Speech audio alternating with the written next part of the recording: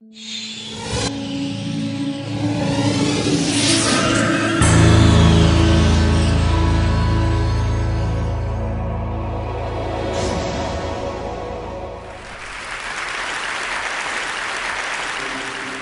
you. It's a real pleasure to be here. I last did a TED talk, I think about 7 years ago or so.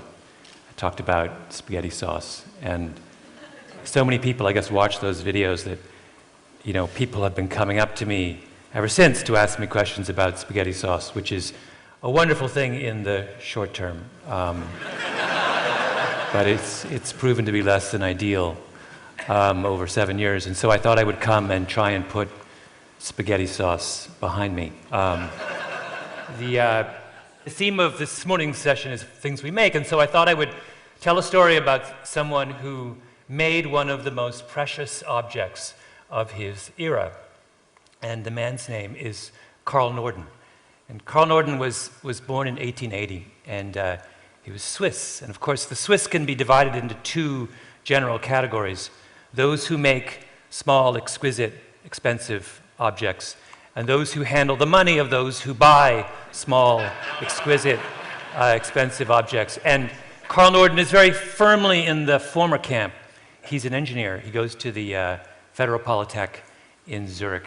In fact, one of his classmates is a young man named Lenin, who would go on to break small, expensive, exquisite objects. And he's a Swiss engineer, Carl Norden. I mean that in its fullest sense of the word. He wears three-piece suits, and he has a very, very small, important mustache. And he's domineering and narcissistic and driven and has an extraordinary ego, and he works 16-hour days, and he has very strong feelings about alternating current, and he feels like a suntan is a sign of moral weakness, and he drinks lots of coffee, and he does his best work sitting in his mother's kitchen in Zurich for hours in complete silence with nothing but a slide rule. In any case, Carl Norden emigrates to the United States just before the First World War and sets up shop on Lafayette Street in downtown Manhattan. And he becomes obsessed with the question of how to drop bombs from an airplane. Now, if you think about it, in the age before GPS and radar, that was obviously a really difficult problem, right? It's a complicated physics problem. You've got a plane that's thousands of feet up in the air, going at hundreds of miles an hour, and you're trying to drop an object, a bomb, towards some stationary target in the face of all kinds of winds and cloud cover and all kinds of other impediments. And all sorts of people moving up to First World War and between the wars tried to solve this problem. And nearly everybody came up short. The bomb sites that were available were incredibly crude. But Carl Norden is really the one who cracks the code. And he comes up with this incredibly complicated device, weighs about 50 pounds. It's called the Norden Mark 15 bomb sight. And it has all kinds of levers and ball bearings and gadgets and gauges, and he makes this complicated thing. And what he allows people to do is he makes the bombardier take this particular object, visually sight the target, right, because they're in the plexiglass cone of the bomber, and then they plug in the altitude of the plane, the speed of the plane, the speed of the wind, and the coordinates of the target, and the bomb sight will tell him when to drop the bomb, right? And as Norden famously says, before that bomb sight came along, bombs would routinely miss their target by a mile or more. But he said with the Mark 15 Norden bomb sight, he could drop a bomb into a pickle barrel at 20,000 feet. Now, I cannot tell you how incredibly excited the US military was by the news of the Norden bomb sight, right? It was like manna from heaven. Here was an army that had just had experience in the First World War, right? Where millions of men fought each other in the trenches, getting nowhere, making no progress. And here someone had come up with a device that allowed them to fly up in the skies high above enemy territory and destroy whatever they wanted with pinpoint accuracy. And the US military spends $1.5 billion in 1940 dollars developing the Norden bomb sight. And to put that in perspective, the total cost of the Manhattan Project was $3 billion. Half as much money was spent on this Norden bomb sight as was spent on the most famous military-industrial project of the modern era. And there were people, strategists within the US military, who genuinely thought that this single device was going to spell the difference between defeat and victory when it came to the battle against the Nazis and against the Japanese. And for Norden as well, this device had incredible moral importance, because Norden was a committed Christian. In fact, he would always get upset when people referred to the bomb sight as his invention, because in his eyes, only God could invent things. He was simply the instrument of God's will. And what was God's will? Well, God's will was that the amount of suffering in any kind of war be reduced to as small amount as possible, right? And what did the Norden bomb sight do? Well, it allowed you to do that. It allowed you to bomb only those things that you absolutely needed and wanted to bomb. So in the years leading up to the Second World War, the US military buys 90,000 of these Norden bomb sights at a cost of $14,000 each, again in 1940 dollars. That's a lot of money. And they train 50,000 bombardiers in how to use them. Long, extensive, months-long training sessions, because these things are essentially analog computers. They're not easy to use, right? And they make every one of those bombardiers take an oath to swear that if they're ever captured, they will not divulge a single detail of this particular device to the enemy, because it's imperative the enemy not get their hands on this absolutely central piece of technology. And whenever the Norden bomb sight is taken onto a plane, it's escorted there by a series of armed guards, and it's carried in a box with a canvas shroud over it, right? And the box is handcuffed to one of the guards. And it's never allowed to be photographed. And there's a little incendiary device inside of it, so that if the plane ever crashes, it will be destroyed, and there's no way the enemy can ever get their hands on it. The Norden bomb sight is the Holy Grail. So what happens during the Second World War? Well, turns out it's not the Holy Grail. In practice, the Norden bomb sight can drop a bomb into a pickle barrel at 20,000 feet, but that's under perfect conditions. And of course, in wartime, conditions aren't perfect. First of all, it's really hard to use. And not all of the people who are, of those 50,000 men who are bombardiers, have the ability to properly program an analog computer. Secondly, it breaks down a lot, right? It's full of all kinds of gyroscopes and pulleys and gadgets and ball bearings, and they don't work as well as they ought to in the heat of battle. Thirdly, when Norden was making his calculations, he assumed that a plane would be flying at a relatively slow speed at low altitudes, right? Well, in a real war, you can't do that. You'll get shot down. So they start flying them at high altitudes, at incredibly high speeds, and the Norden bomb sight doesn't work as well under those conditions. But most of all, the Norden bomb sight required the bombardier to make visual contact with the target. But of course, what happens in real life? There are clouds, right? It needs cloudless sky to be really accurate. Well, how many cloudless skies do you think there were above Central Europe between 1940 and 1945, right? Not a lot. And then to give you a sense of just how inaccurate the Norden bomb sight was, there was a famous case in 1944 where the Allies bombed a chemical plant in Leuna, Germany. And the chemical plant comprised 757 acres. Right? And over the course of 22 bombing missions, the Allies dropped 85,000 bombs on this 757-acre chemical plant using the Norden bomb sight.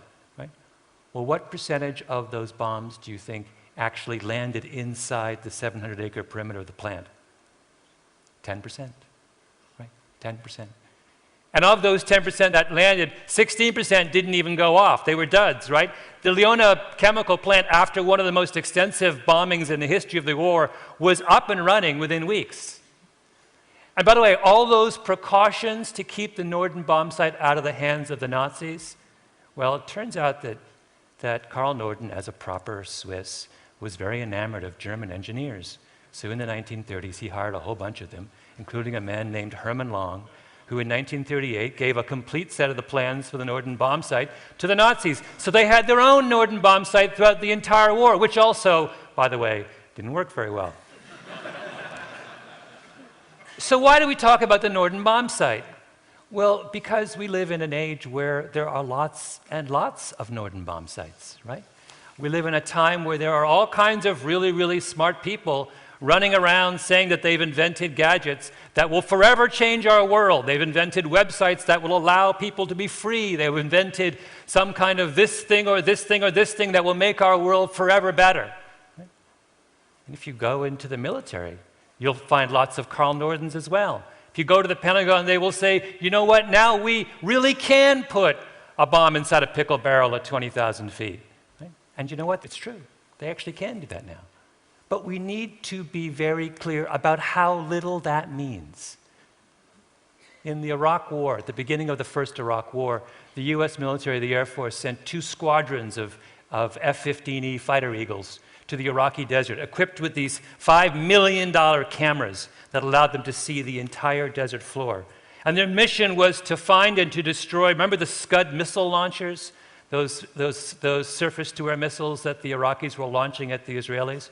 The mission of that 2 squadrons was to get rid of all the Scud missile launchers. And so they flew missions day and night, and they dropped thousands of bombs, and they fired thousands of missiles in an attempt to get rid of this particular scourge. And after the war was over, there was an audit done, as the Army always does, the Air Force always does, and they asked the question, how many Scuds did we actually destroy? You know what the answer was? 0, right? Not a single one. Now, why is that? Is it because their weapons weren't accurate? Oh, no. They were brilliantly accurate. They could have destroyed this little thing right here from 25,000 feet.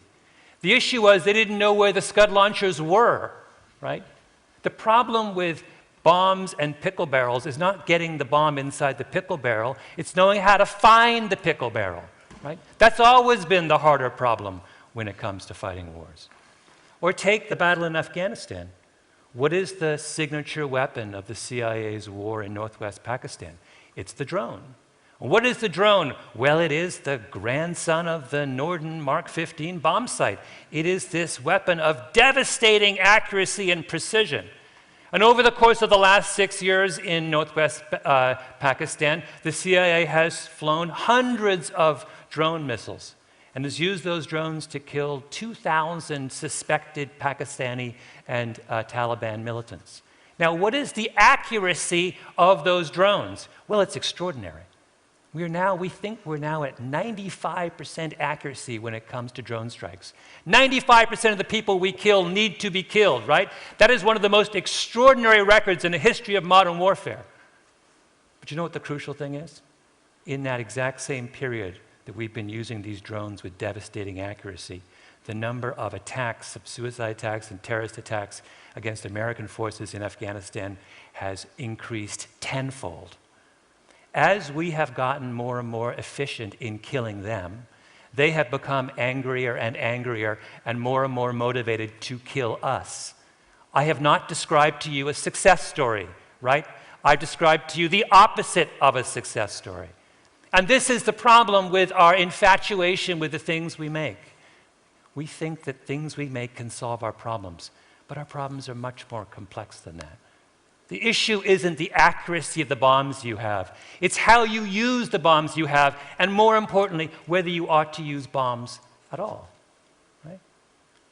There's a postscript to the Norden, the story of Carl Norden and his fabulous bomb sight, and that is on August 6, 1945, a B-29 bomber, right, called the Enola Gay flew over Japan, and using a Norden bomb sight, dropped a very large thermonuclear device on the city of Hiroshima. And as was typical with the Norden bomb sight, the bomb actually missed its target by 800 feet. But of course, it didn't matter, right? And that's the greatest irony of all when it comes to the Norden bomb sight. The Air Force's $1.5 billion bomb sight was used to drop its $3 billion bomb, which didn't need a bomb sight at all. Meanwhile, back in New York, no one told Carl Norden that his bomb sight was used over Hiroshima. He was a committed Christian. He thought he had designed something that would reduce the toll of suffering in war. It would have broken his heart. Thank you.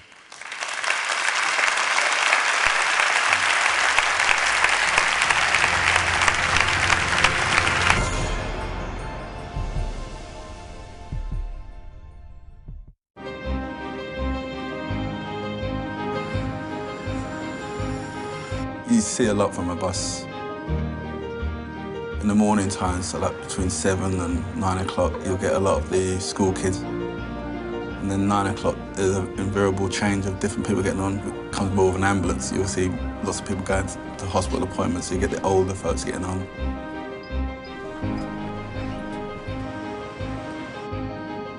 Nowadays, you can see people doing their mobiles or crosswords while they're driving along.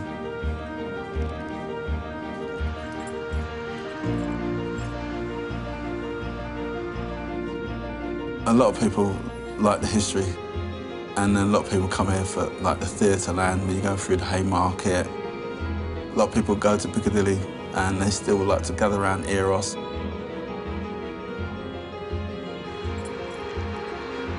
I think as I've got older, I've taken more interest in certain buildings. I'm starting to learn things. It took a passenger one day to tell me that I was actually going past the statue of Florence Nightingale.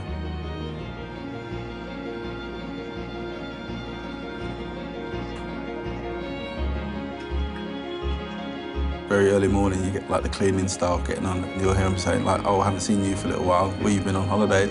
And they know each other so well that they'll know who's missing from a certain time of the morning. A little community goes on in certain routes.